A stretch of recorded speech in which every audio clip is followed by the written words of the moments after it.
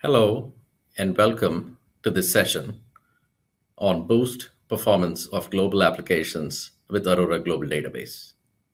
My name is Santosh Rao, and I'm a Principal Product Manager with AWS. In today's session, we will take a look at a brief introduction to Amazon Aurora Global Database. We will review the key features, beginning with Global Database Read Replicas, and then go on to learn about Managed Plant Failover. We will then look at how to recover an Amazon Aurora Global Database from an unplanned outage. And finally, we'll look at some ways that you can manage RPO with Global Database. Let's get started.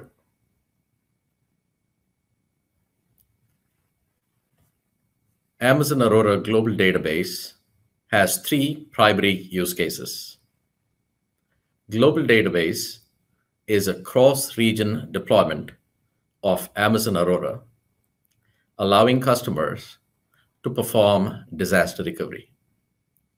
Customers can promote remote databases to a primary for faster recovery in the event of a disaster or some unplanned outage.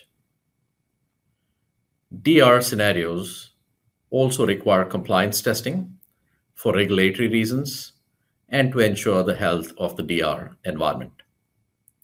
Compliance testing is the second use case that we support with Global Database. Customers can promote remote databases to be a primary in a planned manner that enables compliance testing, test and dev, as well as follow the sun model. Last but not least, because Amazon Aurora Global Database is a cross-region deployment, it allows for data locality, bringing data closer to worldwide users of the service, and allowing users across different regions to achieve local read access for their global applications. Let's take a look at an example. Here is an example of a customer deploying their primary region in US East. The customer has a secondary region deployed in EU West. The primary region has both their writer instance and the reader instance hosted in US East. In addition, this customer has global deployments across other regions. Let's take a look at what those are. Customer has deployed in AP Southeast, a secondary region for access to their supply chain and manufacturing groups, as well as a secondary region in US West for their engineering groups. So here is an example of a deployment that is a 4-region deployment consisting of one primary located in US East and 3 secondary regions across EU West, AP Southeast, and US West. As you can see in this case, the writer instance is hosted on the primary in US East. Reader instances are available globally across EU West, AP Southeast, and US West. Global reads are enabled by low replication, physical replication, and latencies that are achieved using log replication at a physical level. Let's take a look further and dive deep into Aurora Global Database. Remember, we said Global Database allows for multiple regions. You can achieve up to 5 secondary regions of global replication. Due to the physical replication that is used, replica lags may be typically less than 1 second across regions, though that can vary depending on load and customer-specific environments. Physical replication, once again, allows for fast recovery due to the reduced replica lag, and downtime for recovery may be 1 minute or less after a region is unavailable. Physical replication also enables high throughput performance, allowing for up to 150K writes per second, and negligible performance impact on the DB clients that are writing in the primary region due to the physical replication that is in progress. So in this example, we have Ohio as the primary region. We see that application A is deployed in Ohio and is writing to the primary writer instance. We see that the customer also has Oregon as a secondary region, as well as Northern Virginia and Ireland. Reader instances are available across each of the secondary regions in addition to the primary region. Multiple applications may access the reader instances across different regions. An example of this could be production workloads running in the primary region, while test and dev workloads or analytics workloads may be running in the secondary region. Let's take a look on how replication works. Global Database supports up to a maximum of 6 regions consisting of 1 primary region and 6 and 5 secondary regions. Each region may be a 3 AZ deployment, with 1 AZ hosting the primary instance and the other 2 AZs hosting read replicas. Multi-AZ deployments may host read replicas across each AZ, while the secondary region will only host read replicas for the primary. Up to 5 secondary regions may collectively host up to 90 reader instances collectively between the 1 primary and 5 secondary regions. We will take a look at the math behind this in a moment. So to recap the architecture we've covered so far, Global Database is deployed on 1 primary region across a 3 AZ deployment, writing to a shared storage fleet, and may replicate out up to 5 secondary regions using a replication fleet that consists of a replication server and a replication agent. Now let's dive deep to understand how the replication works. In this example, we're going to consider 1 primary region and 1 secondary region. Each region has a 3 AZ deployment, and we see that the primary instance is hosted on the left-hand side. First, the primary instance sends log records in parallel to storage nodes, replica instances, and the replication server.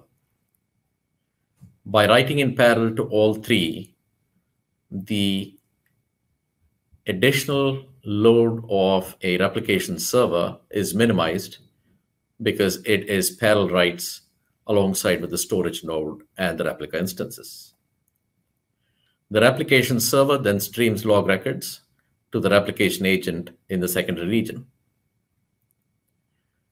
The replication agent in the secondary region sends log records in parallel to storage nodes in the secondary region and the replica instances.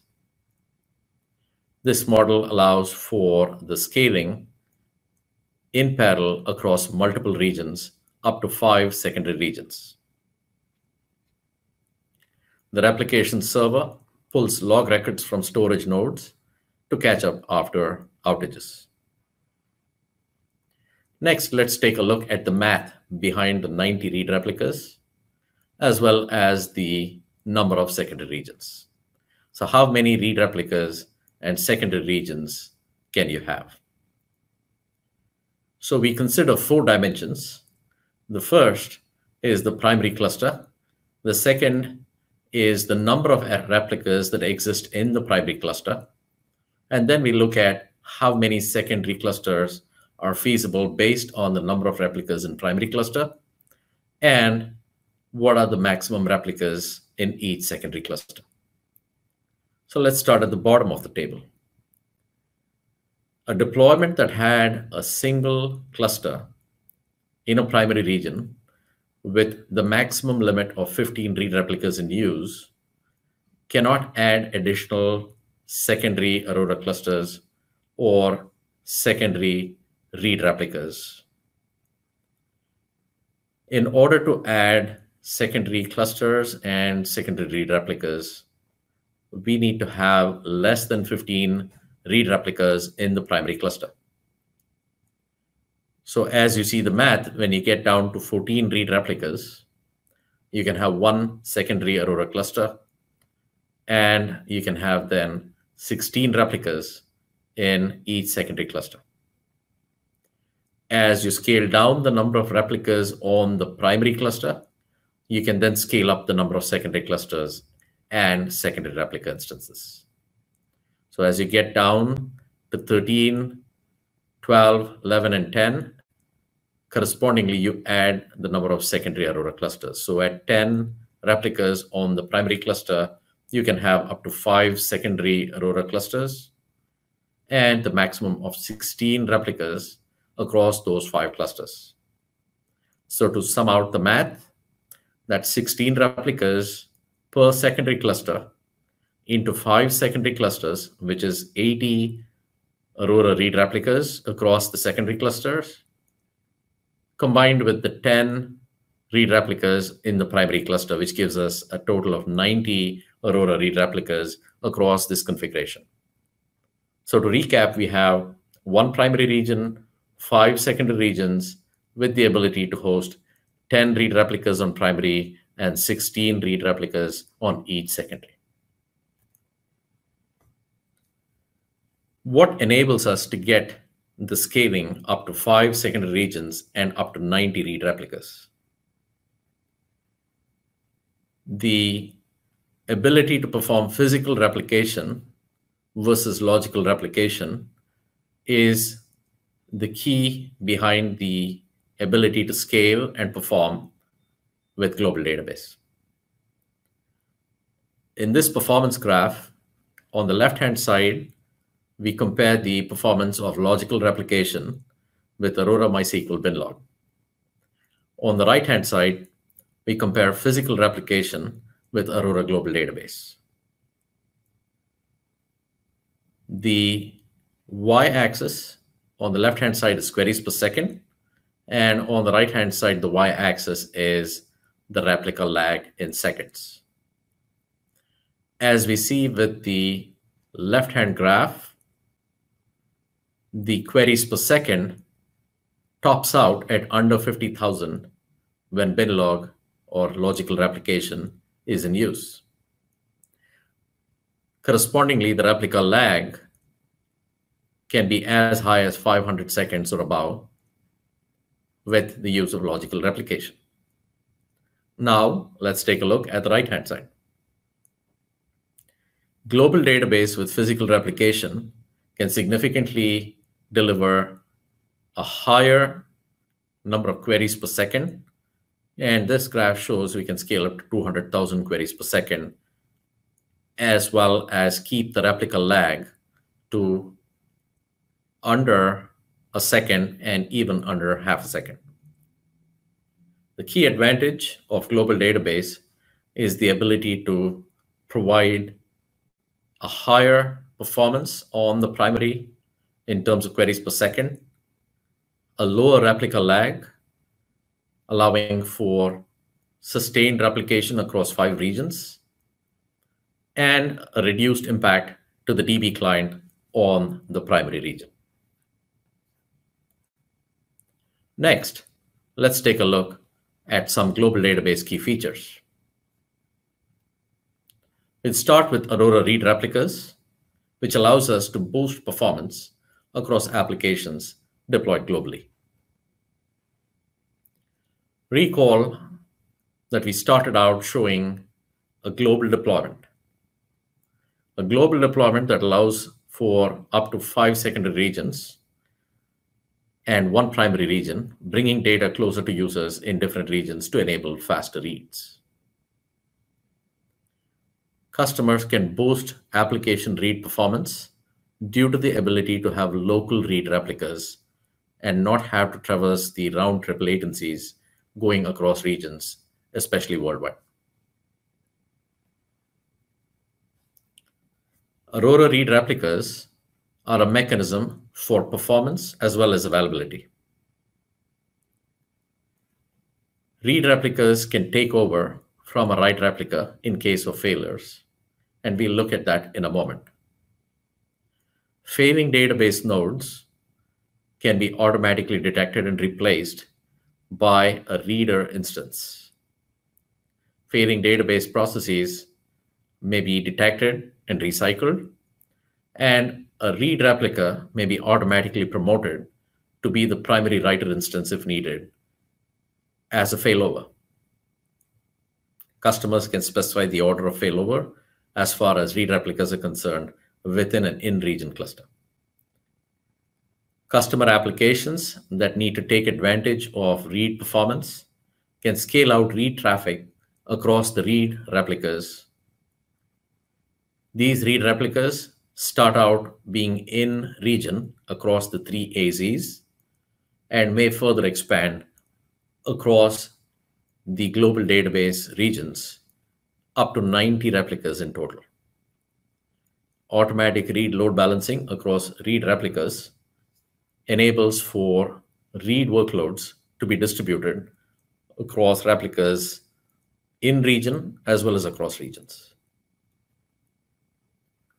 What happens in case of a compute failure of the writer instance? Any reader node may be promoted to a writer instance. The failover tier will determine the preference on failover of a reader candidate. Failed instances are replaced and come online again as readers. Readers may reboot on a writer failover. It is important to be aware of the conditions when read workloads may experience a temporary disruption due to a reader instance rebooting. So in this particular case, we look at an example where the writer instance may have experienced a failure, and an alternate reader instance may take over from the writer instance. Next, we look at global database managed planned failover. What is the use case for managed planned failover? It is an easy way to test your DR setup, as well as allowing customers to relocate their primary region in a follow-the-sun model. Customers may have different teams dealing with the same data set at different points in time. A follow-the-sun model allows them to do a managed planned failover, allowing for the primary writer instance to be hosted in different regions at different points in time of the day, or different days of the week, or at different points in time in the year. You can promote a secondary region to be primary in a completely automated manner through the console. Managed planned failover maintains the global database topology and performs a 0 RPO failover without having to replicate the previous data. DR capability continues in the event of a managed planned failover, and upon completion of the failover, you can point the application at the new primary. Managed planned failover is available for both Aurora MySQL and Aurora Postgres editions. Let's take a look at how this works. In this example, on the left-hand side is the primary region. On the right-hand side are 2 secondary regions. We are going to click to promote a secondary region. We stop writes on the primary region once the managed plan failover has started. Writes that have already been received on the primary are allowed to sync into the secondary regions to allow the secondary regions to catch up. And eventually, the secondary region is promoted to become the primary, following which writes from the DB client can now be issued to the new primary that has just been promoted. Once the global endpoints are updated, once the cluster endpoints are updated on the new secondary that was promoted to primary, the applications can be pointed to the new endpoint and traffic resumes. Next, let's see how we can recover from an unplanned outage when deploying Amazon Aurora Global Database. As we recall, Global Database is deployed across primary and secondary regions, and the application stack may be deployed across the same regions, allowing for failover in the event of an outage. A version of the application stack is set up in another region to recover from the disaster and optionally may take advantage of fast local reads.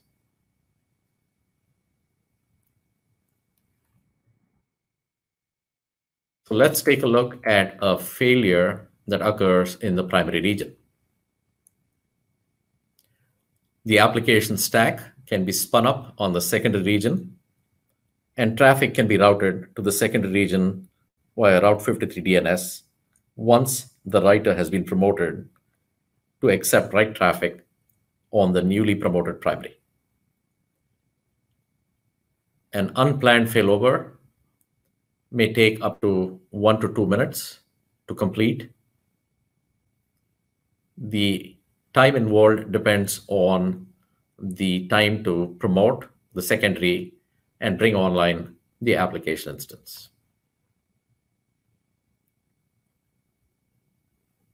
Cross-region setup can then be restored on the old primary once it has recovered,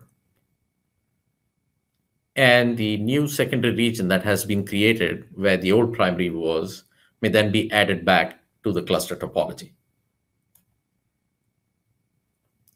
Next, we take a look at Global Database Managed RPO. What is the use case for Managed RPO? As we know, Global Database replication is asynchronous, which means the secondary regions may lag the primary region. The amount of lag, while typically less than a second or a few seconds, can increase as the workload on primary increases. With an increase in replication lag, data may be at risk in the case of a geo disaster. A failure in the networking plane could cause replication to fall further behind. In order to protect against all of these cases, in some situations, customers may choose to limit the amount of replica lag in order to allow for faster recovery in case of a geo failure.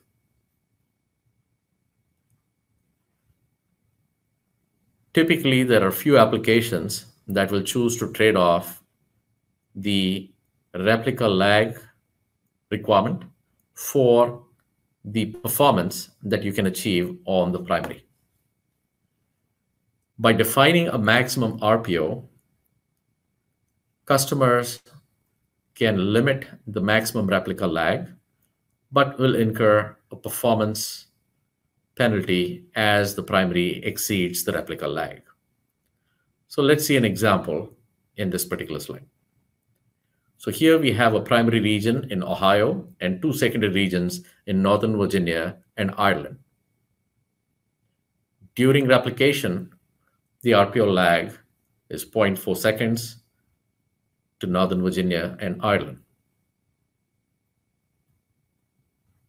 While the lag continues to grow in one region due to overhead of the network or due to the workload traffic, we may see that Northern Virginia RPO lag exceeds 20 seconds, which is the max RPO that has been configured. Once the RPO lag in any region exceeds the configured max RPO, traffic on the primary region may be paused for write traffic, allowing for the replica lag to reduce and stay within the maximum RPO that has been configured. As a result, DB clients may experience a pause on the primary region and may see slower performance due to the managed RPO being in use. Once the lag is back under the limit, writing is resumed, and the DB client once again continues traffic from where it left off. So in summary today, we have covered an introduction to Global Database, which is our cross-region DR and failover feature for Amazon Aurora. We took an overview of features of Amazon Aurora Global Database, starting with Read Replicas that provide local read access for global applications. We then examined Managed Plan Failover that allows us to perform compliance testing and support a follow-the-sun model. We looked at how you can recover from an unplanned outage with manual unplanned failover. And finally, we also looked at what managed RPO can do to balance replica lag at the expense of write performance on the primary. I hope this overview was useful, and I want to thank you for making time to attend the session.